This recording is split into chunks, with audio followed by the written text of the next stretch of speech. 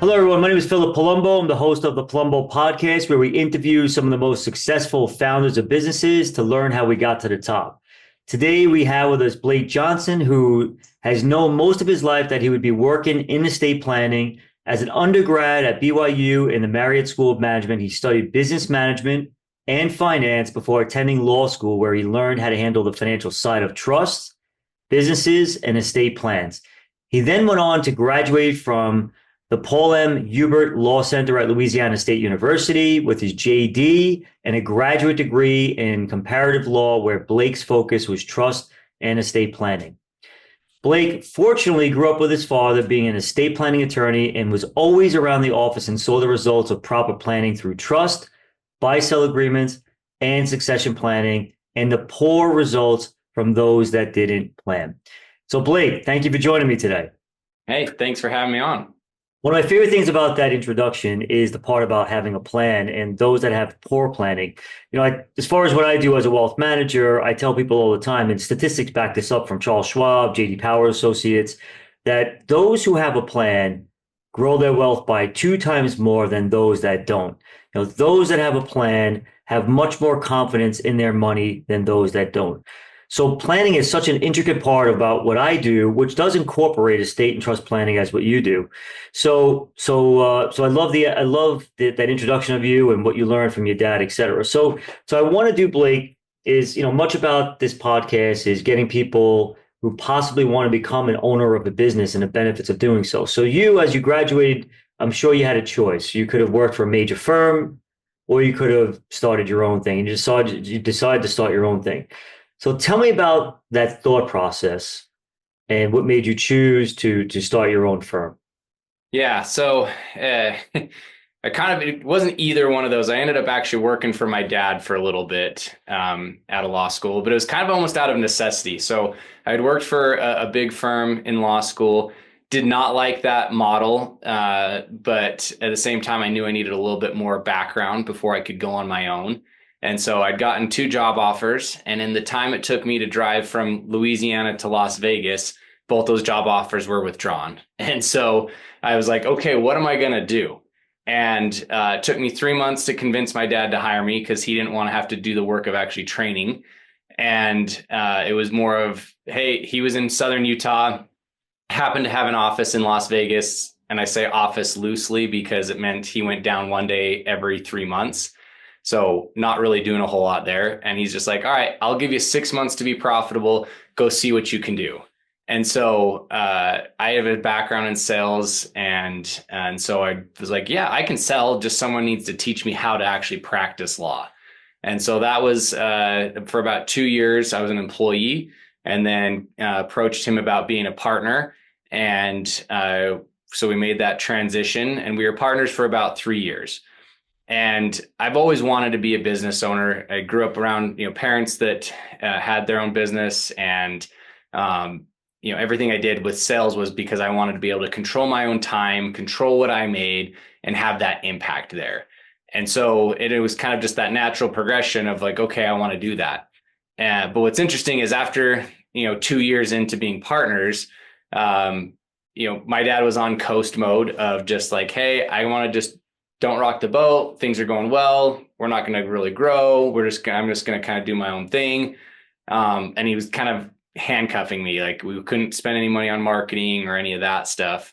And so then it came to the point of we were starting to butt heads. And so he said, hey, you got to buy me out.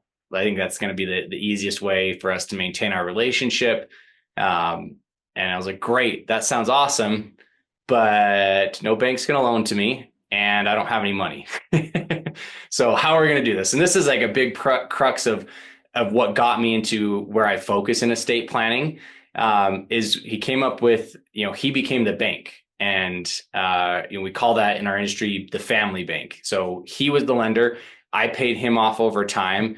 And that's how I was able to buy the firm and have it be my own and then grow it from there. And so it's something I'm really passionate about, is helping other people utilize that. You don't have to go to an outside bank. You can use family resources to do it. And, it's also a great way to make sure that your kids aren't spoiled along the way.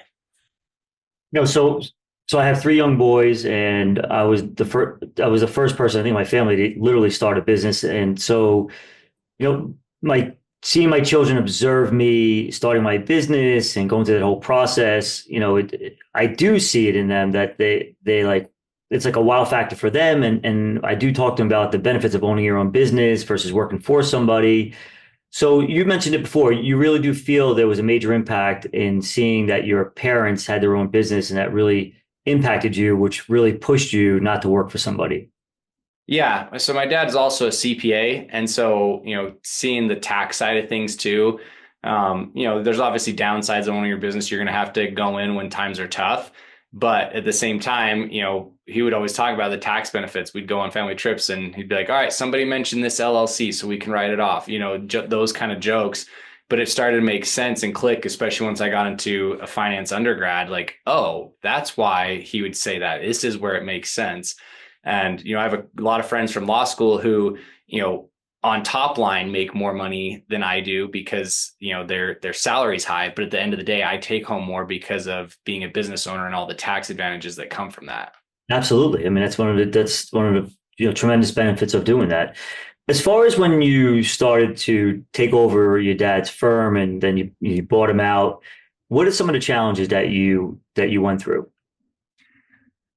Big thing was technology. My dad started his firm in '98, and I don't think any of the technology had been updated since then.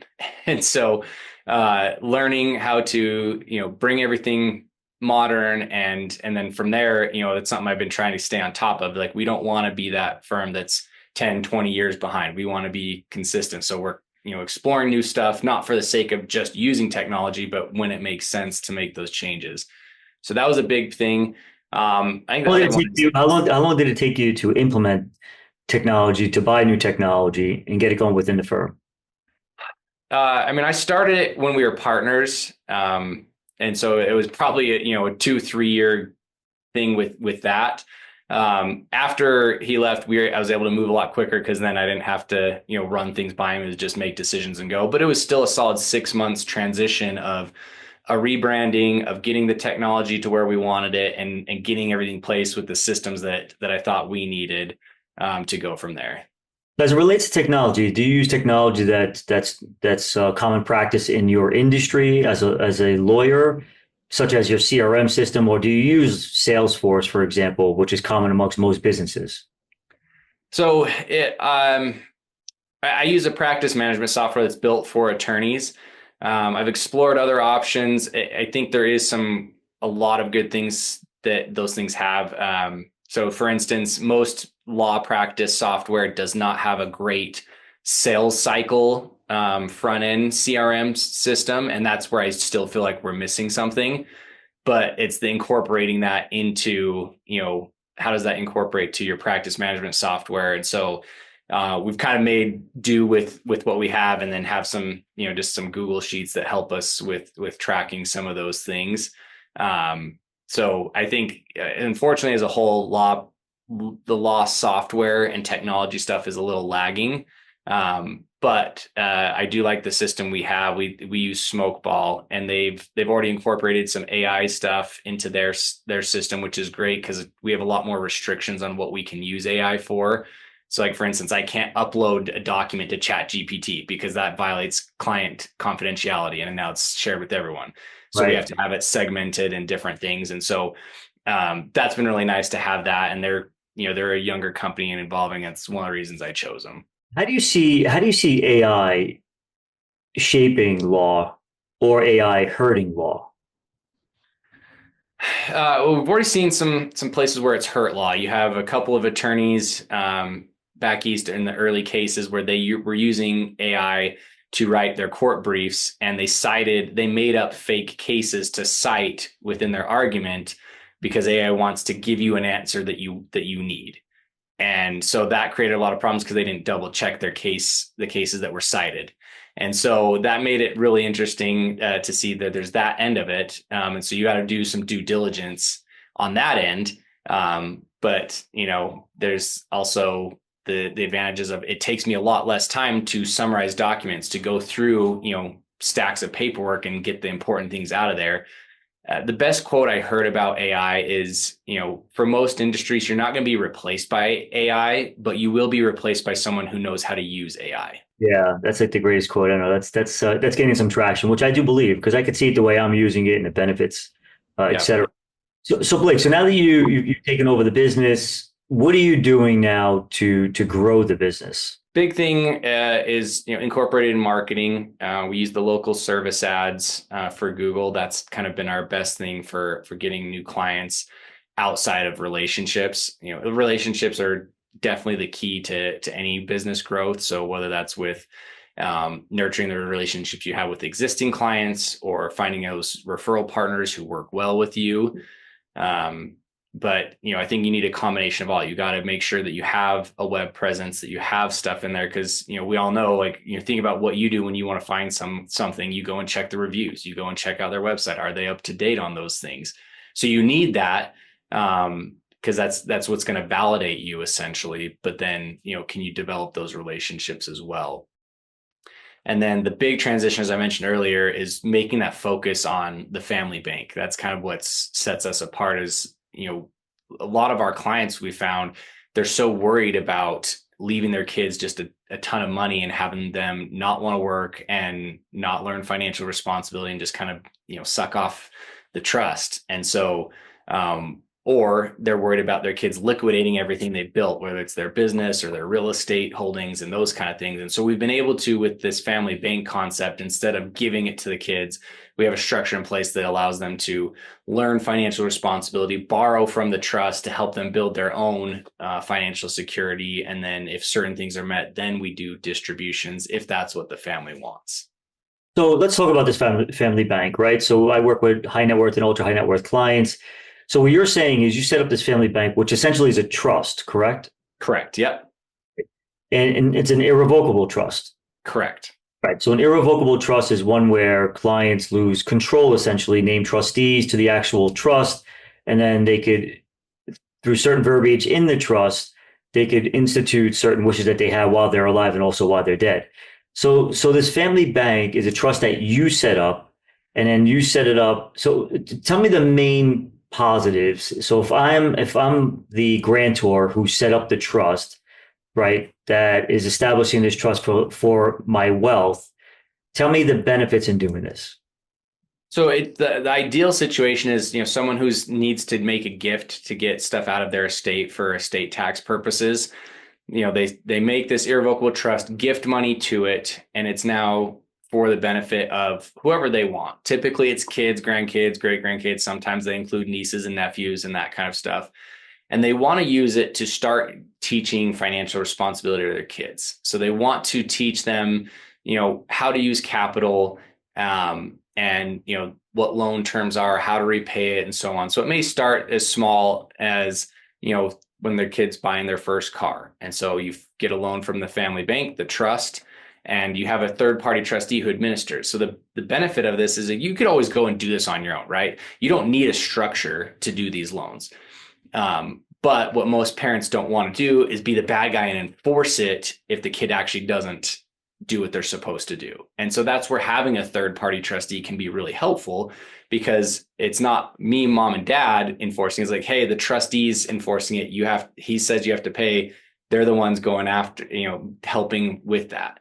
And so it just provides a little more structure behind it.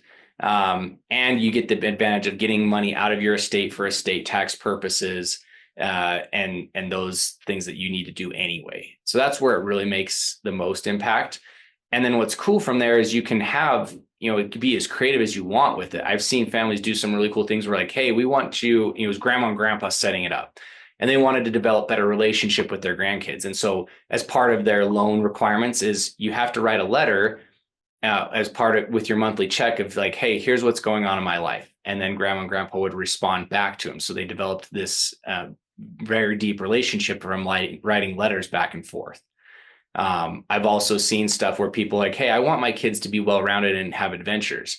And so as part of their trust, they incorporated a section that said, hey, if you go and do these things, then you get reimbursed for the cost and you make X number of dollars.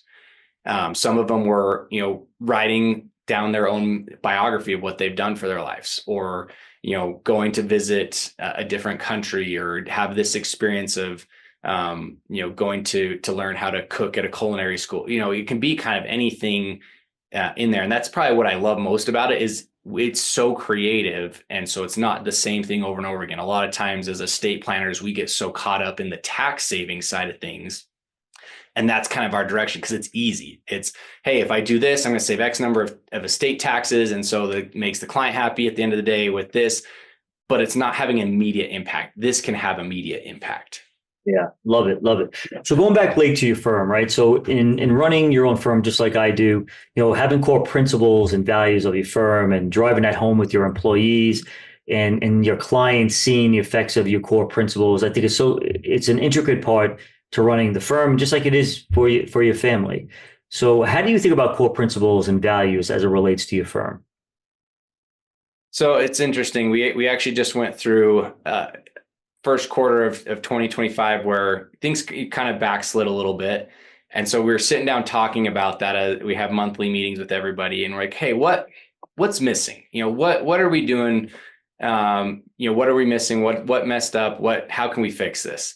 And it came back to, it wasn't anything we were doing on like the actual practice and the implementation and all of that stuff. It was in the effort to grow. And because we were growing, we were trying to be more efficient with our time. And we'd cut out our core principle of having that personalized service and really taking care of people. And once we realized that, it's like, yeah, we did slide away from that. It wasn't intentional. It wasn't like we were trying to dismiss anybody, but it was the effect of getting back to that. Like, hey, we're going to take those those phone calls that people want to just go over stuff, take those extra meetings. And within a week and a half, like things just turned around and everybody was happier within the office. Like they're all like, the cloud was lifted. And it's because we got back to our core principle of having that personalized service at an affordable rate, not charging X number of dollars just because we can. It's making it so that it really is the right fit for everybody. No, that's terrific. That's really great. It's important to running our businesses. It's in culture. So tell me about culture, right? So what do you do as the owner to build positive culture in your firm? So the big one is if we have those monthly meetings where everybody has to be accountable. So everyone in the office comes with their goals at the beginning of the quarter and talks about them, commits to what they're going to do. And then when we have our monthly meetings, there's follow-up of, okay, what did you do? Where are you at? What are you struggling with? And so they're able to discuss those and they know that everybody knows what's going on. And because of that, throughout the week, they talk about their personal goals too. We want to know what's going on in their life, what they're trying to do. And so, one of the employees was trying to drink more water. And so the other employees in the office would come by and like, hey, did you drink your water yet? Like, where are you at today? And just kind of had that accountability there. And it's helped a ton with that. The other thing we do is we talk about wins. We start every meeting we do with, what are your wins for the day, both work-wise and personal. And so we're trying to have that positive, like look for the good that's going on. And that helps change everything of like, okay, yeah, there is good going on. Yeah, there's other things going on that aren't so good, but we can always find something positive, and then we're able to look for solutions for the other things.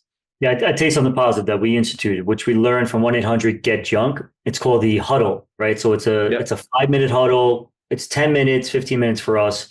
And we do it every morning at 9:30, with the exception of Mondays, because Monday is my typical prepare day, organizational day.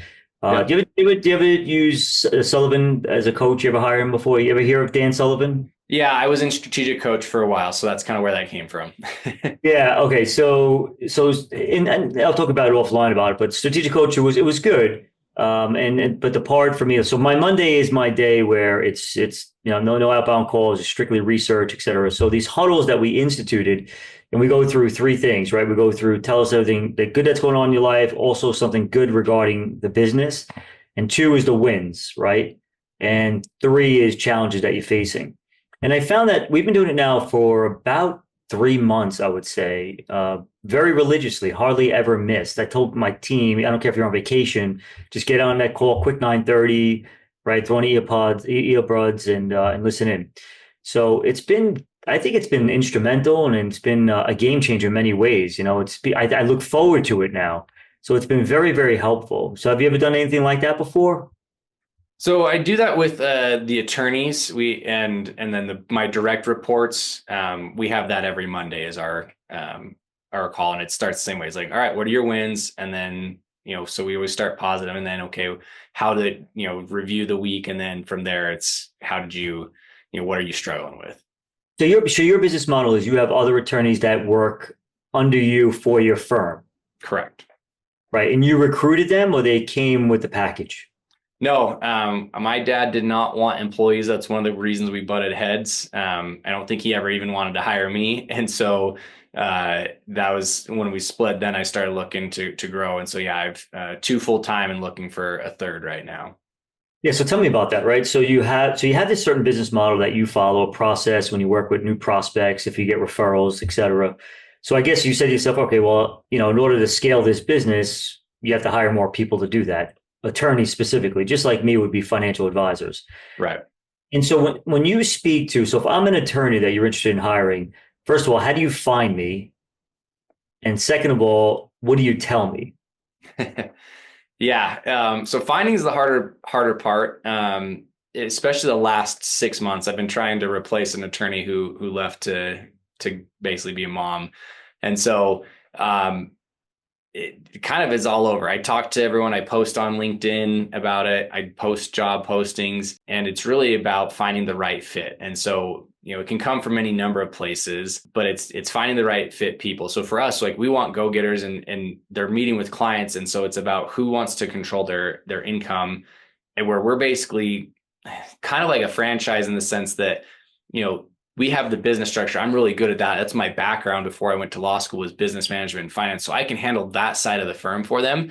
So they can come in and then they can just meet with clients. And then we do our pay very different as well. They have a base commission, a salary, and then everything else is commissioned. They get a little bit if it's a lead the firm gives them. If they bring in the lead themselves, they get much higher. It's double that. And so for the right person, they look at that and go, oh, that's awesome. Like I can control my income. I just meet with more clients. I'm going to get more, instead of, I have to wait every year for that 2% bump in pay or whatever it is. The message is, hey, this is what we're looking for. And if you're a right fit, great. If you're not, hey, we're not the traditional firm. We don't have billable hours. So that's a plus. But at the same time, because of that, we don't have, the steady, predictable income, because there is some sales related to it. So you offer them a salary as long as they work for your firm, Yep. plus commission, and the commission can be generated from originations themselves or firm originating. Yeah. So basically any client that they get to sign up and be a client of ours, they make something on it. If it's a lead the firm gives them, then they get a little bit. But if it's something they bring in, then they get a lot more. Mhm. And typically you bring on, would you say younger attorneys from bigger firms? Yeah, it's usually someone who's been out 1 to 2 years and realizing either A, they didn't like the field they initially started in, or they're just ready to have a little bit more flexibility. Excellent, excellent. And then finally, let's talk about work-life balance, right? So when you own your firm, for me at least, it's like 24/7, nonstop thinking about the firm, what we do, how we help our clients, and markets are always on our minds, et cetera. So how do you keep a work-life balance? I think it's more of I don't like that term. It's more of like, what are you prioritizing? And so when I'm at work, I work. That's it. Like I try to stay dialed in on and do that. And then when I'm at home, I'm at home. So that's one of the things I learned the most from my dad, because he wasn't up on technology. Like he literally could only do work on the computer in the office, at the office, and that's it. Like I bought two laptops when I started working for him. Like, hey, you can have this so you can work from home or do whatever. He never even turned it on once, because it was, hey, when I'm at the office, I work. When I go home, I'm home. And so I try to do that same thing. Great. When I'm here, it's great. I'm going to get that work done. I'm going to put my head down and get it done. And then I have the time that I need to be home for dinner. And that's what I do. If I have to come back to the office to get stuff done later, then that's what I do. I physically come back to the office. And that's what's helped me separate those two and keep the priorities straight of, hey, this is where I do this. This is where I stay at home. And so the kids know that I'm prioritizing them, and my wife, and so on. No, I love that. I love that. And your dad was probably happy you never had a computer at home anyway, right? Just to keep it separate, like he said before, which is terrific. Yeah, it So makes it real easy. yeah. So Blake, anything that you'd like to add as relates to your business that would be helpful for my audience to hear? I think, key things that I wish I would have done earlier was hire an executive assistant earlier. That was a game changer, freeing myself up to close more business and be able to do more things. Love that. I just did that, by the way, and Yeah. it was huge. Yeah, it's huge. Like the first one I hired, even though she was absolutely the worst hire I could have possibly made because I didn't know what I was doing, I still was like, why didn't I do this sooner? Even with her being terrible, and actually had to fire her because she had gotten in an accident while smoking pot and DUI and all of that stuff. So that's the person I hired, and I still felt like it was a game changer for me. So you will probably do a much better job of hiring someone, to listeners, than I did there. The other key thing is, get an accountant or a CPA to be involved with your business early, because they can help strategically guide you in your decision making financially and how you do stuff. It's worth every penny to pay for that. Do what you do best and hire the other people out, so that way you can grow more, and then you get the advantage of their expertise. Absolutely. That was from that book, Rich Dad Poor Dad. Robert Kiyosaki talks about that exactly. Have an attorney, CPA, wealth manager, lawyer, and surround yourself by a power team and do what you do best. And hopefully you find the right people that will give you guidance. But Blake, this was awesome, man. I really appreciate you coming on the podcast today. I thought you were terrific. Ladies and gentlemen, Blake Johnson, thank you very much for coming on. It was great having you, and look forward to staying in touch together. Hey, thank you for having me. Appreciate it. All right. Thanks, Blake.